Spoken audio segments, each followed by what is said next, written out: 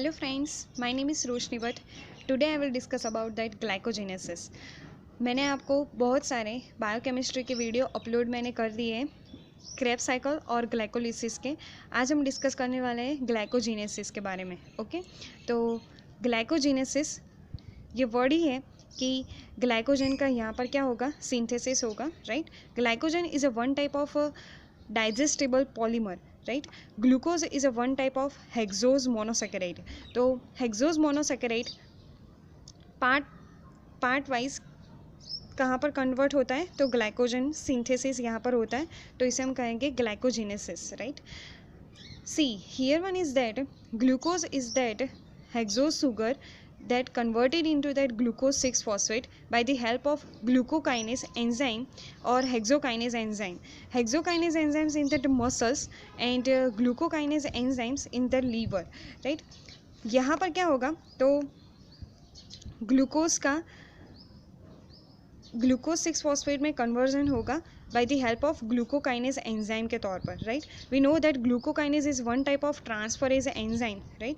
Transferase enzyme होने के कारण ATP को वो 6 नंबर के कार्बन पर फॉस्फेट ग्रुप यहाँ पर ऐड करता है, right.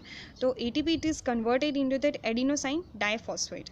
C here one is that is this process is a very very important, right. We know that glycolysis के में भी ये प्रोसेस आती है, right. Glucose 6-phosphate it is converted into that glucose 1-phosphate by the help of phosphoglucomutase enzyme, right. यहाँ पर हमें ये याद रखना है कि किस एंजाइम्स से क्या कन्वर्ट होता है और क्या बनता है, राइट। तो ग्लूकोज 6-phosphate से क्या बनता है, glucose 1-phosphate by the help of phosphoglucomutase. Glucose 1-phosphate it is converted into that uridine diphosphoglucose by the help of uridine diphosphoglucopyrophosphorylase enzyme. यहाँ पर क्या होगा, ग्लूकोज के फर्स्ट नंबर के कार्बन पर यहाँ पर फॉस्फेट मौजूद है, तो वो यूरिडीन ट्राइफॉस्फेट से बाइंड होगा और बनाएगा यूरिडीन डाइफॉस्फोग्लूकोज, राइट। यूरिडीन डाइफॉस्फोग्लूकोज यहाँ पर बनना बहुत ही ज़रूरी है, और ये प्रोसेस जो है वो कहाँ पर होती है ये मैं आपको बता देती हूँ कि ये होती है साइटोसोल में, राइट। साइटोसोल में ये प्रोसेस होती है, और यहाँ पर हमें ATP भी चाहिए और साथ ही साथ हमें यूरिडीन ट्राइफॉस्फेट भी चाहिए, राइट। तो ही ग्लाइकोजेनेसिस हो सकता है। Uridine diphosphoglucose it is converted into that glycogen primer by the help of glycogen initiator synthase, या फिर ग्लाइकोजन सिंथेस एंजाइम्स से क्या बनता है, glucose uridine diphosphoglucose it is converted that glycogen primer. यहाँ पर ग्लाइकोजन प्राइमर बनना बहुत ही ज़रूरी है, राइट। ग्लाइकोजन प्राइमर बन जाए फिर क्या बनेगा, तो ब्रांचिंग एंजाइम्स से बनेगा अल्फा 1,4 ग्लाइकोसिलिक बॉन्ड से बहुत सारे ग्लूकोज यहाँ पर बाइंड होंगे, राइट। तो सिंथेसिस ऑफ प्राइमर, ग्लाइकोजन का प्राइमर फर्स्ट बनता है कि ग्लूकोज के बहुत सारे मॉलिक्यूल नहीं लेकिन 2 या 3 मॉलिक्यूल यूरिडीन डाइफॉस्फोग्लूकोज से बाइंड होते हैं और बनाते हैं ग्लाइकोजन प्राइमर। और जब बहुत सारे ग्लूकोज मॉलिक्यूल अल्फा 1,4 ग्लाइकोसिलिक बॉन्ड से बाइंड होते हैं तो उसे हम कहेंगे 1 मॉलिक्यूल, बट लेकिन यहाँ पर आप देखें तो single stranded, it means that यहाँ पर लॉन्ग चेन में यहाँ पर ब्रांच नहीं बनी हुई, लेकिन थर्ड स्टेप में यहाँ पर क्या होगा, नेक्स्ट स्टेप में कि ब्रांचिंग एंजाइम ऐड होता है, और साथ ही साथ अल्फा 1,4 ग्लाइकोसिलिक बॉन्ड तो होता ही है लेकिन अल्फा 1,6 बॉन्ड भी यहाँ पर होता है, राइट। तो ये थी ग्लाइकोजेनेसिस की प्रोसेस। ग्लाइकोजेनेसिस प्रोसेस बहुत ही ईजी है, लेकिन उससे रिलेटेड बहुत सारे क्वेश्चन हमें एग्ज़ाम्स के तौर पर पूछाए जाते हैं। तो ये देखिए, first of all glycogen synthesis की हम डेफिनेशन देखें तो इस is a synthesis of glycogen from glucose, it is called glycogenesis, right. तो ग्लूकोज में से ग्लाइकोजन ना बनना उसे हम कहते हैं ग्लाइकोजेनेसिस, राइट। उसकी जो ऑपोजिट प्रोसेस है उसे हम कहेंगे glycogenolysis, right. Means that glycogen का ब्रेकडाउन होना। यहाँ पर ग्लाइकोजेनेसिस होता है साइटोसोल में, और हमें रिक्वायरमेंट है यूरिडीन ट्राइफॉस्फेट की, ATP की, और साथ ही साथ ग्लूकोज की। ग्लूकोज में से ही ग्लाइकोजन बनेगा तो उसकी तो रिक्वायरमेंट होनी ही चाहिए, ओके। फिर क्या होगा, तो यहाँ पर जो मैंने बताया कि यूरिडीन डाइफॉस्फोग्लूकोज बनता है, तो ये एक प्रोटीन है कि ग्लाइकोजेनिन जो प्रोटीन है वो ग्लूकोज को एक्सेप्ट करता है और बनाता है यूरिडीन डाइफॉस्फोग्लूकोज, राइट। तो ये भी इम्पॉर्टेंट क्वेश्चन है कि कौन सा प्रोटीन ग्लूकोज को एक्सेप्ट करके बनाता है यूरिडीन डाइफॉस्फोग्लूकोज, ओके। फिर हमें ग्लाइकोजेनेसिस प्रोसेस तो हमने देख ली, लेकिन उसकी सिग्निफिकेंस क्या है, उसका इम्पोर्टेंस क्या है। तो इम्पोर्टेंस ये है कि जो ब्लड में बहुत ज़्यादा मात्रा में ग्लूकोज होता है तो उसे रिमूव करने में ये प्रोसेस हमें हेल्प करती है, राइट। ग्लूकोज बहुत बढ़ जाए रुधिर में तो भी बहुत अच्छा नहीं है, उसे क्या कहते हैं हम, डायबिटीज़ मेलिटस, राइट। तो डायबिटीज़ मेलिटस भी हो सकता है इससे कारण।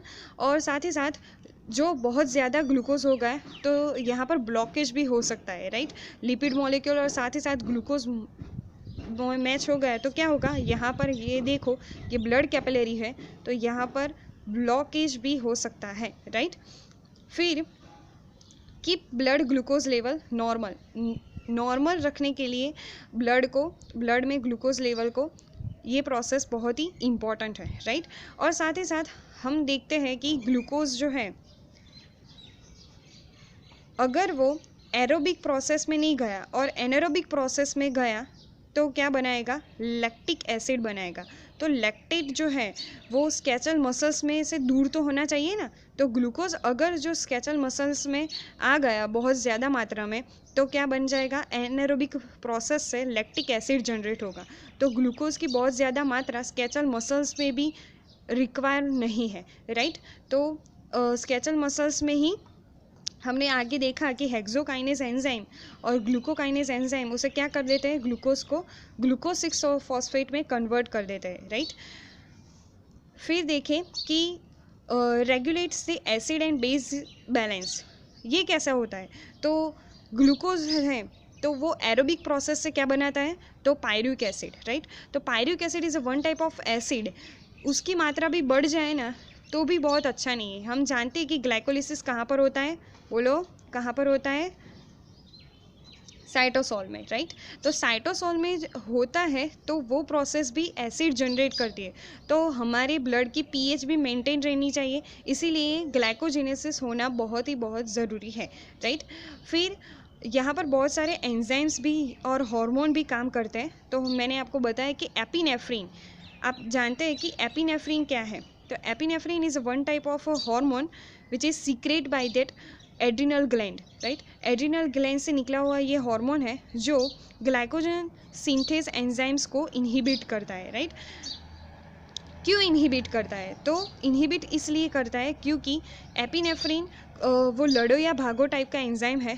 तो ऐसी प्रोसेस आ जाए, ऐसी जब कंडीशन आ जाए कि जब ग्लूकोज की मात्रा बहुत ही चाहिए हमें ब्लड में तो वो ग्लाइकोजन सिंथेसिस को रुकवा देता है, राइट। तो एपिनेफ्रिन का ये फंक्शन है। इंसुलिन का फंक्शन है कि inhibit the cyclic AMP, right.